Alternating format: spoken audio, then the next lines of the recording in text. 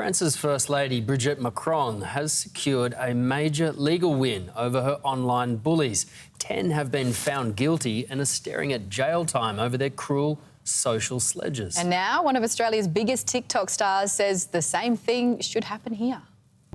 Found guilty and facing 6-month sentences for harassing France's First Lady. Delphine Gégus and Bertrand Scholar among 10 people found guilty of making malicious comments on social media, fueling false claims that Brigitte Macron had been born a man. There are today subjects that we are forbidden to look into, he says, that we are forbidden to speak about. This means freedom of speech is reduced. The court heard their conspiracy theories caused the First Lady's health to deteriorate. I fight all the time. I want to help teenagers fight harassment. But if I don't set an example, it will be difficult, she told local media.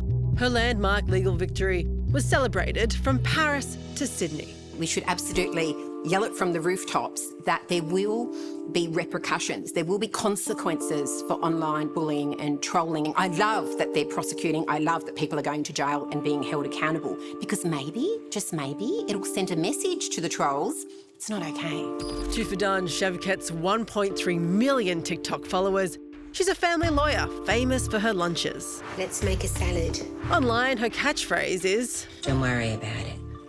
Don't worry about it. Don't worry about it." but in real life, she's had plenty of reasons to be concerned. You're well loved on social media, but you came out and you made a video speaking out against cyberbullying and trolling. What prompted that?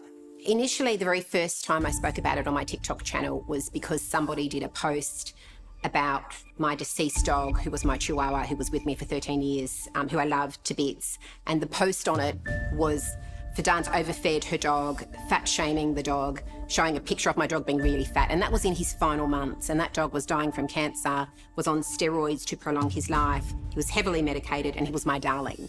And that was their content, to post this horrible post about my dog, who I loved.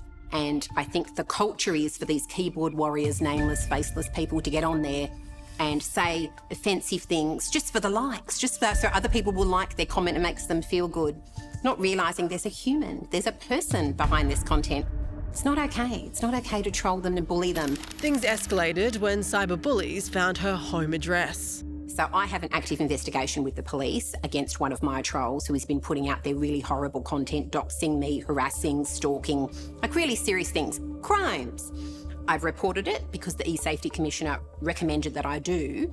So I said, okay, fine. So I went to the police, I made a statement. There is an active case. It's just very slow. And do you think cyberbullying is taken seriously enough in Australia? I mean, is the issue the legislation, or is the issue the enforcement?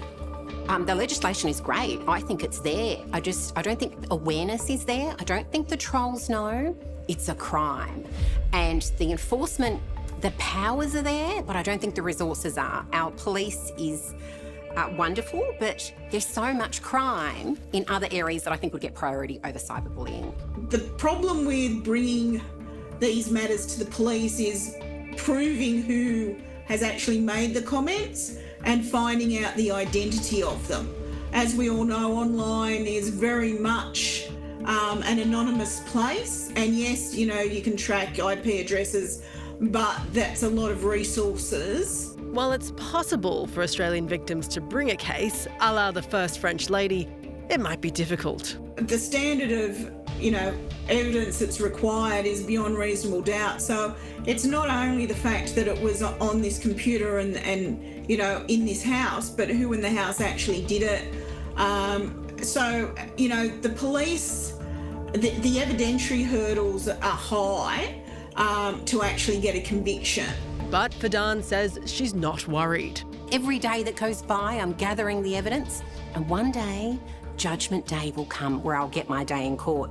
And then I think it might deter others who are doing it to say, oh, okay, I'm not a nameless, faceless person anymore.